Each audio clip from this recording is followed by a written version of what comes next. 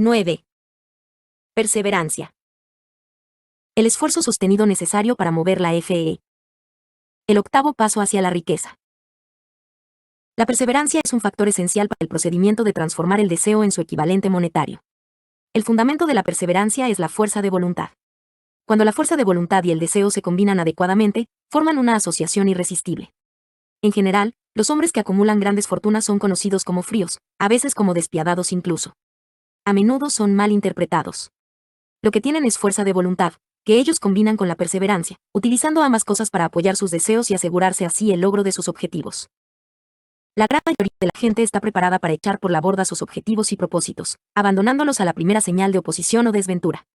Unos pocos continúan, a pesar de todas las oposiciones, hasta que los alcanzan.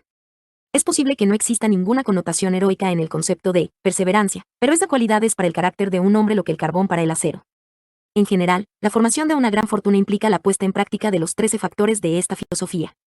Todos aquellos que acumulan dinero tienen que comprender estos principios, han de aplicarlos con perseverancia. Su test de perseverancia si usted está siguiendo lo que se dice en este libro con la intención de aplicar los conocimientos que comunica. Su primera prueba en cuanto a su nivel de perseverancia se la encontrará cuando empiece a seguir los 6 pasos descritos en el segundo capítulo. A menos que usted sea una de las 2 personas de cada 100 que ya poseen un objetivo marcado que se esfuerza por alcanzar, así como un plan definido para conseguirlo, puede leer las instrucciones y continuar después con su rutina diaria, sin llegar a cumplir nunca esas instrucciones. La falta de perseverancia es una de las grandes causas del fracaso. Es más, la experiencia con miles de personas ha demostrado que la falta de perseverancia es una debilidad común a la mayoría de las personas. Se trata de una debilidad que puede superarse mediante el esfuerzo. La facilidad con la que se venza la falta de perseverancia dependerá por completo de la intensidad del deseo de cada cual. El punto de partida de todo logro es el deseo. Téngalo en cuenta constantemente. Unos deseos débiles llevan unos resultados débiles consigo, del mismo modo que un fuego pequeño produce muy poco calor. Si le parece que le falta perseverancia, remédielo construyendo en su interior un fuego mucho más fuerte por debajo de sus deseos. Continúe leyendo hasta el final, y luego vuelva al capítulo 2, y empiece de inmediato a llevar a cabo las instrucciones que allí se dan en relación con los 6 pasos. La avidez con la que siga esas instrucciones indicarán con claridad lo mucho, o lo poco, que desea acumular dinero. Si descubre que se siente indiferente, le aseguro que no ha adquirido todavía la conciencia del dinero que debe poseer antes de poder estar seguro de acumular una fortuna. Las fortunas gravitan hacia los hombres cuyas mentes han sido preparadas para atraerlas con la misma seguridad con que el agua gravita hacia el océano. Si llega a la conclusión de que su perseverancia es débil, centre su atención en las instrucciones contenidas. En el capítulo sobre el poder, rodéese de un equipo de trabajo, y podrá desarrollar la perseverancia a través de los esfuerzos cooperativos de los miembros de ese grupo de personas. Encontrará más instrucciones para el aumento de la perseverancia en los capítulos sobre la autosugestión y la mente subconsciente. Siga las instrucciones perfiladas en esos capítulos hasta que la naturaleza del hábito transmita a su mente subconsciente una imagen clara del objeto de su deseo. A partir de ese punto, ya no se verá obstaculizado por la falta de perseverancia. Su mente subconsciente actúa continuamente, tanto si usted está despierto como si duerme. ¿Tiende usted a la conciencia del dinero o a la conciencia de la pobreza? No le serán de ningún valor los esfuerzos espasmódicos u ocasionales para aplicar las reglas. Si desea obtener resultados, tiene que aplicar todas las reglas hasta que esa aplicación se haya convertido en un hábito fijo. De ninguna otra forma podrá desarrollar la necesaria conciencia del dinero. La pobreza es atraída hacia la persona cuya mente es favorable a ella, mientras que el dinero es atraído hacia la que se ha preparado deliberadamente para atraerlo, y según las mismas leyes. La conciencia de la pobreza se apoderará de la mente que no se ocupe de la conciencia del dinero. Una conciencia de la pobreza se desarrolla sin aplicación consciente de hábitos favorables a la misma. La conciencia del dinero, en cambio, se ha de crear, a menos que uno haya nacido con ella. Comprende el completo significado de las afirmaciones que se hacen en el párrafo anterior, y habrá entendido la importancia de la perseverancia en la acumulación de una fortuna. Si no existe perseverancia, se verá derrotado, incluso antes de que haya empezado. Con la perseverancia, seguro que ganará. Si alguna vez ha experimentado una pesadilla, se dará cuenta del valor de la perseverancia. Se encuentra usted en la cama, medio despierto, con la sensación de estar a punto de ahogarse. No se siente capaz de volverse de lado, ni de mover un solo músculo. Se da cuenta de que tiene que recuperar el control de su cuerpo. A través de un esfuerzo perseverante de fuerza de voluntad, se las arregla al fin para mover los dedos de una mano. Mientras continúa con el movimiento de los dedos, extiende su control a los músculos de un brazo, hasta que puede levantarlo. Luego, de la misma manera, consigue el control del otro brazo. A continuación logra controlar los músculos de una pierna y luego de la otra. Por último, y con un supremo esfuerzo de voluntad, recupera el control completo de su sistema muscular, y entonces logra escapar de su pesadilla. El truco se ha efectuado paso a paso. Como librarse de la inercia mental, es posible que le sea necesario librarse de su inercia mental. Debe hacerlo mediante un procedimiento similar, con movimientos lentos al principio, para luego aumentar poco a poco su velocidad, hasta recuperar un control completo sobre su voluntad. Si perseverante, sin que importe la lentitud con que se mueva al principio. Con la perseverancia llegará el éxito. Si selecciona con cuidado a su equipo de trabajo, encontrará en él a una persona por lo menos que le ayudará en el desarrollo de la perseverancia. Algunos hombres que han acumulado grandes fortunas lo hicieron impulsados por la necesidad. Desarrollaron el hábito de la perseverancia porque fueron impulsados por las circunstancias y tuvieron que llegar a ser perseverantes. Quienes han cultivado el hábito de la perseverancia parecen disfrutar de una especie de seguro contra él. Fracaso. No importan las veces que se vean derrotados, siempre terminan por subir el último peldaño de la escalera. A veces parece como si existiera un guía oculto cuya tarea consistiera en poner a prueba a los hombres por medio de toda clase de experiencias descorazonadoras. Aquellos que, después de la derrota, se levantan y siguen intentando llegar, terminan por lograrlo. Entonces, el mundo entero grita, ¡bravo! Sabía que lo conseguirías. El guía oculto no permite que nadie disfrute de grandes logros sin pasar por la prueba de la perseverancia. Quienes no la superan tampoco llegan a donde quieren llegar. Aquellos que la superan se ven recompensados por su perseverancia. Como compensación a ella, reciben la consecución del objetivo que hubieran estado persiguiendo. Pero eso no es todo. También reciben algo mucho más importante que la compensación material, el conocimiento de que cada fracaso lleva consigo la semilla de una ventaja equivalente. Elévese por encima de sus fracasos. Hay excepciones a esta regla. Unas pocas personas conocen por experiencia lo sana que es la perseverancia. Son las personas que han aceptado la derrota solo como algo temporal. Son las personas cuyos deseos se aplican de un modo tan perseverante, que la derrota acaba por transformarse en victoria. Los que estamos observando lo que ocurre en la vida vemos a un número abrumadoramente grande de personas desmoronadas por la derrota, que ya no vuelven a levantarse nunca. Vemos a los pocos que aceptan el castigo de la derrota como una urgencia de hacer un esfuerzo aún mayor. Estos últimos, por fortuna, nunca aprenden a aceptar los reveses de la vida. Pero lo que no vemos, lo que la mayoría de nosotros ni siquiera sospecha que exista, es el poder, silencioso pero irresistible, que acude al rescate de aquellos que siguen luchando frente al desánimo. Si hablamos de ese poder, lo denominamos perseverancia, y lo dejamos tal cual. Pero hay algo que todos debemos saber: si no se posee perseverancia, no se alcanza éxito notable alguno en ningún campo de actividad. En el momento de escribir estas líneas, levanto la cabeza de mi trabajo y veo ante mí, a menos de una manzana de distancia, el grande y misterioso Broadway, el cementerio de las esperanzas muertas, y la puerta delantera de la oportunidad. A Broadway han acudido personas procedentes de todo el mundo en busca de fama, fortuna, poder, amor, o todo aquello que los seres humanos consideran éxito. De vez en cuando, mientras alguien abandona la larga procesión de buscadores, el inmundo recibe la noticia de que otra persona ha logrado triunfar en Broadway. Carol Broadway no se conquista ni con facilidad ni con rapidez. Reconoce el talento, sabe distinguir el genio y recompensa en dinero después de que uno se haya negado a abandonar. Solo entonces sabemos que esa persona ha descubierto el secreto de cómo conquistar Broadway. Y ese secreto estará siempre indisolublemente unido a una palabra: perseverancia. El secreto se narra en la lucha de Fannie Hurst, cuya perseverancia le permitió conquistar el gran camino blanco. Ella llegó a Nueva York en 1915 para transformar sus escritos en riqueza. Aunque esa transformación no se produjo de inmediato, llegó. Durante 4 años, la señorita Hearst conoció las aceras de Nueva York, a través de una experiencia de primera mano. De día trabajaba y de noche confiaba.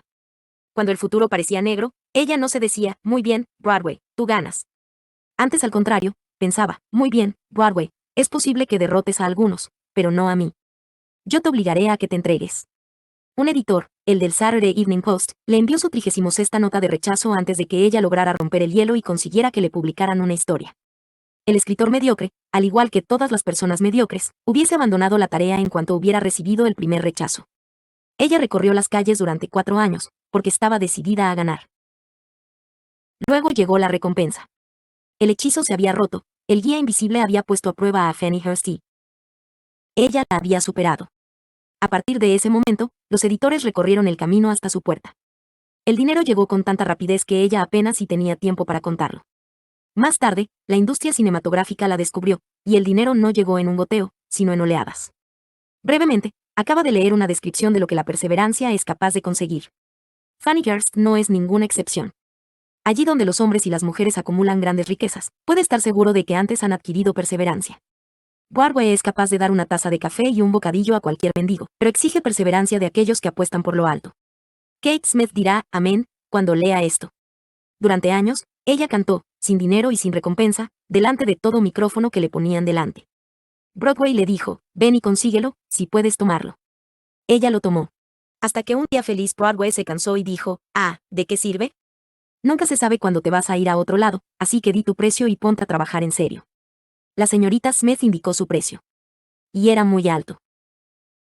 Usted puede entrenarse para ser perseverante. La perseverancia es un estado mental, en consecuencia, se puede cultivar. Como todos los estados mentales, la perseverancia se basa en causas definidas, entre las que se encuentran las siguientes. Definición de propósito. Saber lo que uno quiere es el primer paso, y quizás el más importante hacia el desarrollo de la perseverancia. Una motivación lo bastante fuerte nos fuerza a superar muchas dificultades. B. Deseo. Resulta comparativamente fácil adquirir y mantener la perseverancia en persecución del objeto de un deseo intenso. C. Confianza en sí mismo. Creer en la capacidad propia para llevar a cabo un plan le estimula a uno a conseguirlo con perseverancia. Se puede desarrollar la confianza en sí mismo por medio del principio descrito en el capítulo sobre la autosugestión. D. Definición de planes. Los planes organizados, aun cuando sean débiles y poco prácticos, estimulan la perseverancia. E. Conocimiento exacto. La perseverancia se ve estimulada por el hecho de saber que los planes de uno son sanos y que están basados en la experiencia o en la observación. Suponer, en lugar de conocer, destruye la perseverancia. F. Cooperación.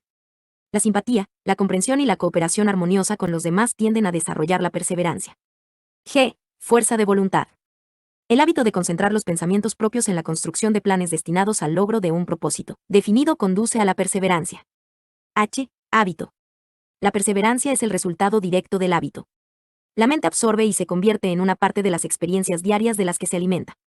El temor, que es el peor de todos los enemigos, se puede curar con toda efectividad por la repetición forzada de actos de valor. Todo aquel que haya luchado en una guerra lo sabe muy bien. Haga su propio inventario de perseverancia. Antes de abandonar el tema de la perseverancia, haga un inventario de sí mismo y determine en qué aspecto particular, si es que hay alguno, le falta esta cualidad esencial. Mídase a sí mismo con valentía, punto por punto, y determine cuántos, de los 8 factores de la perseverancia, le faltan. El análisis puede conducirle a descubrimientos que le proporcionarán una nueva comprensión de sí mismo. Aquí encontrará a los verdaderos enemigos que se encuentran entre usted y un logro notable. No solo hallará los síntomas que indican una debilidad de la perseverancia, sino también las causas subconscientes profundamente arraigadas de esta debilidad. Estudie la lista con sumo cuidado y mírese a sí mismo con honestidad si desea realmente saber quién es usted y qué se ve capaz de hacer. Estas son las debilidades que deben dominar todos aquellos que acumulan riquezas. 1. Fracaso a la hora de reconocer y determinar con claridad y exactitud qué es lo que se desea. 2. Dilación, con o sin causa. Por lo general, apoyada por toda una serie de justificaciones y excusas. 3. Falta de interés para adquirir conocimientos especializados. 4. Indecisión, el hábito de pasar la pelota en todas las ocasiones, en lugar de abordar los temas de frente. Apoyada también por numerosas justificaciones. 5. Hábito de apoyarse en justificaciones, en vez de crear planes definidos para la solución de los problemas. 6. Autosatisfacción. Hay muy poco remedio para esta aflicción, y ninguna esperanza para aquellos que la sufren. 7. Indiferencia, habitualmente reflejada en la predisposición al compromiso en todas las ocasiones, antes que afrontar la oposición y luchar contra ella. 8. Hábito de achacar a otros los errores propios, y de aceptar las circunstancias desfavorables como algo inevitable.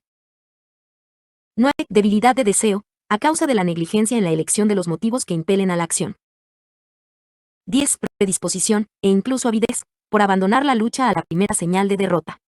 Basada en uno, o en varios, de los 6 temores básicos. 11. Falta de planes organizados, expuestos por escrito de forma que puedan ser analizados. 12. Hábito de descuidar el moverse por ideas, o de aprovechar la oportunidad cuando se presenta. 13. Desear en lugar de querer. 14. Hábito de alcanzar un compromiso con la pobreza, en lugar de aspirar a la riqueza.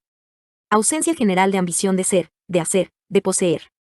15. Buscar todos los atajos hacia la riqueza, tratando de conseguir sin estar dispuesto a dar un equivalente justo, lo que suele verse reflejado en el hábito del juego, y la tendencia a buscar buenas gangas. 16. Temor a la crítica, y fracaso a la hora de crear planes y ponerlos en práctica a consecuencia de lo que otros piensen, hagan o digan. Este enemigo debería estar al principio de la lista, porque, por lo general, existe en la mente. consciente, donde su presencia no suele ser reconocida.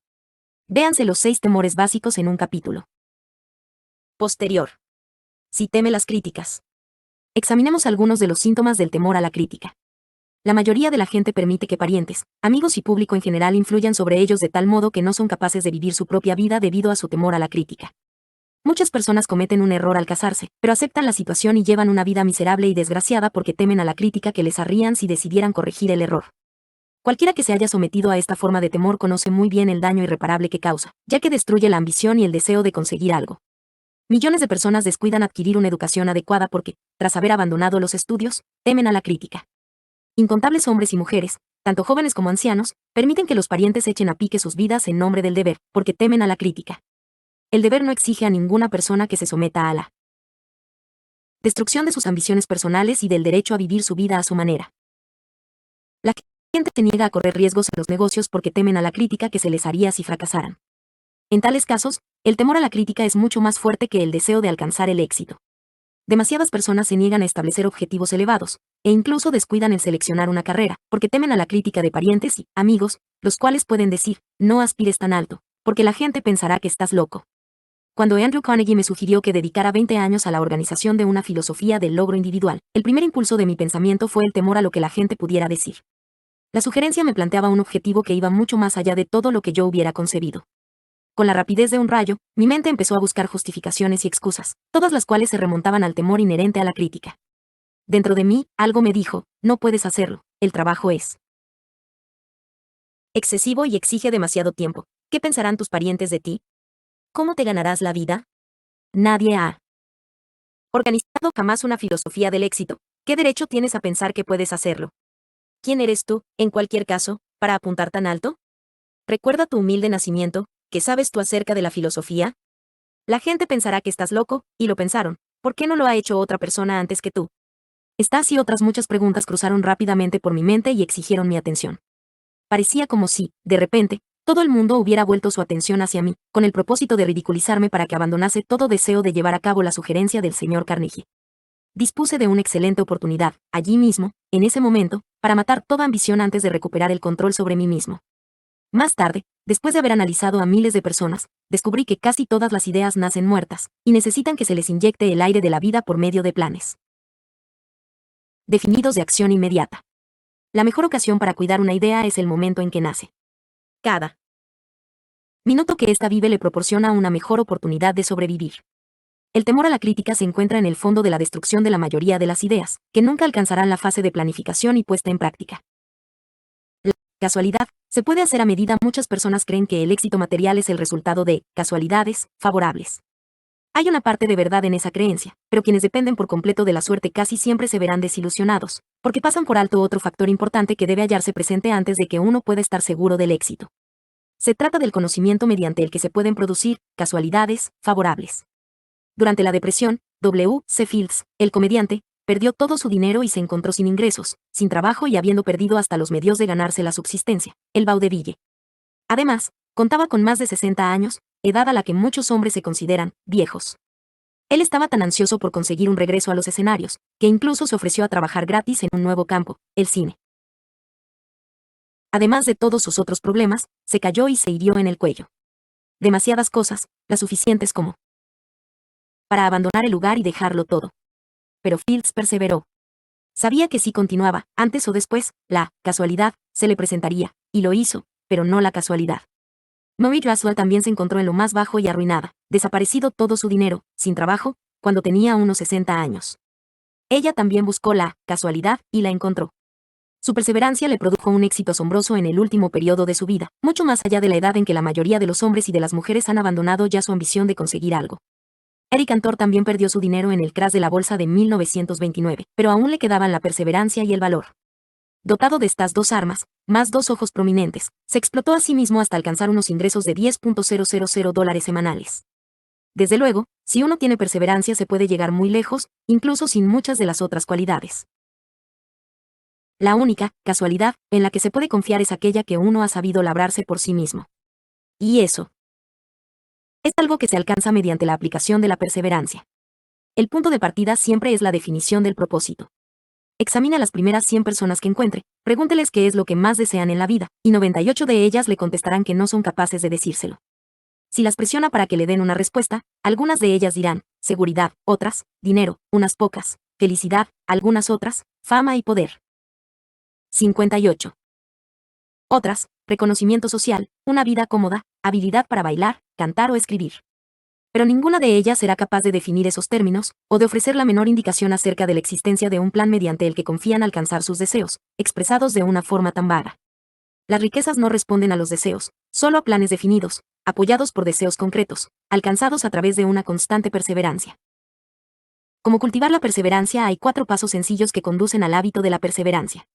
No exigen la posesión de una gran cantidad de inteligencia, ni una cantidad particular de educación, sino tiempo y esfuerzo mínimos. Los pasos necesarios son: 1. Un propósito definido apoyado por un ardiente deseo de cumplirlo. 2. Un plan definido, expresado en una acción continua.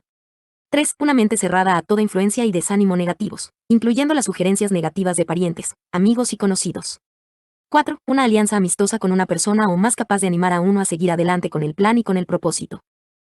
Estos 4 pasos son esenciales para el éxito en todos los ámbitos de la vida.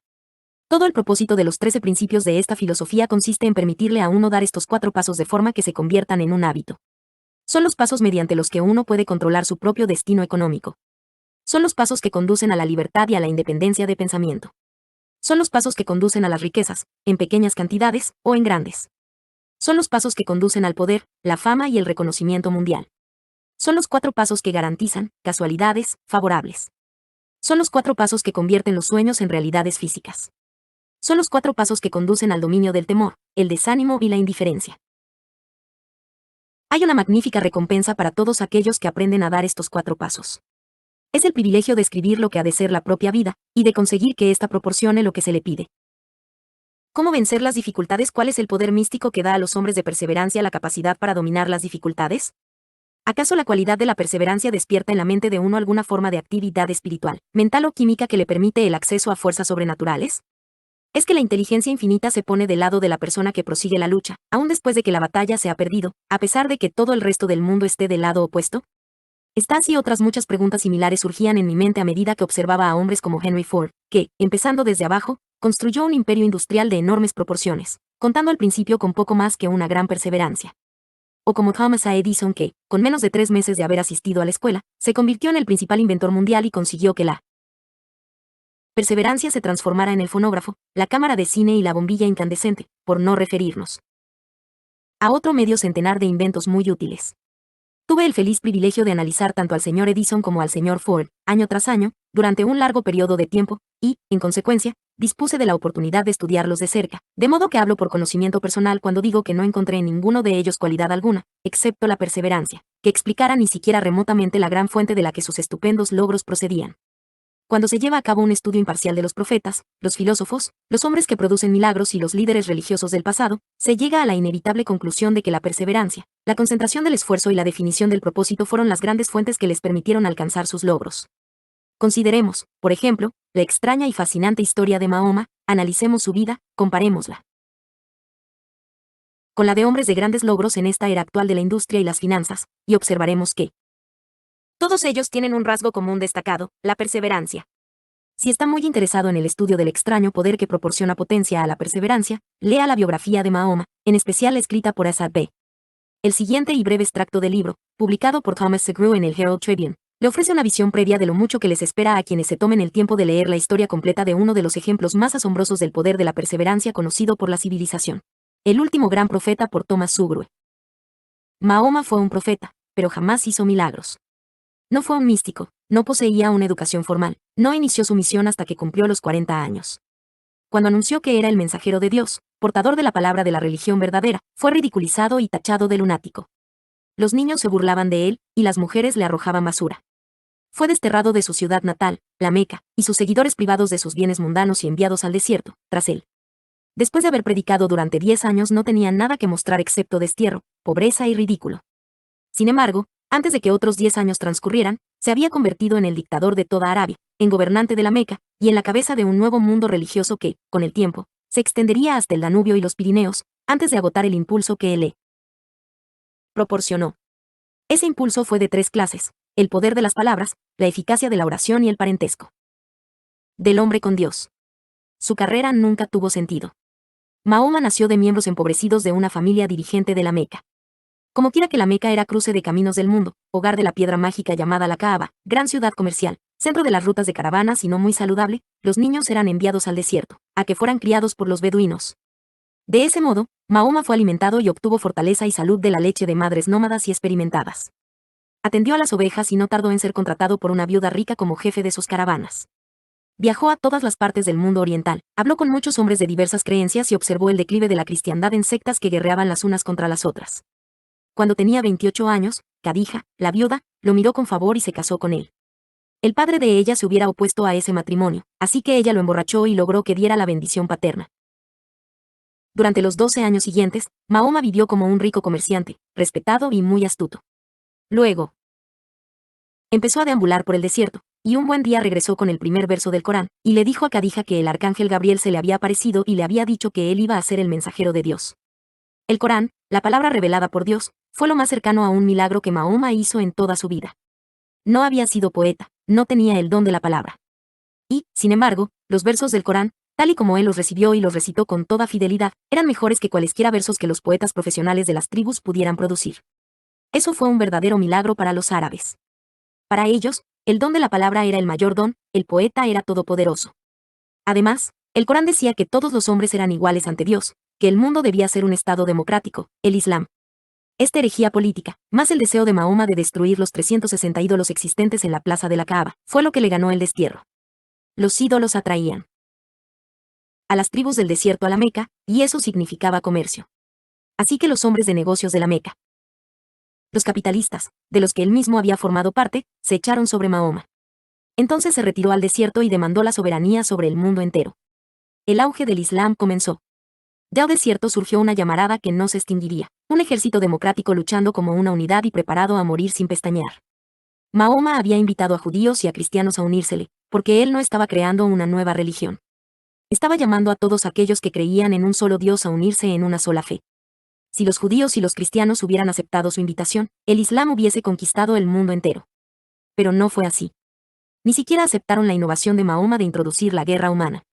Cuando los ejércitos del profeta entraron en Jerusalén, no mataron a una sola persona a causa de su fe.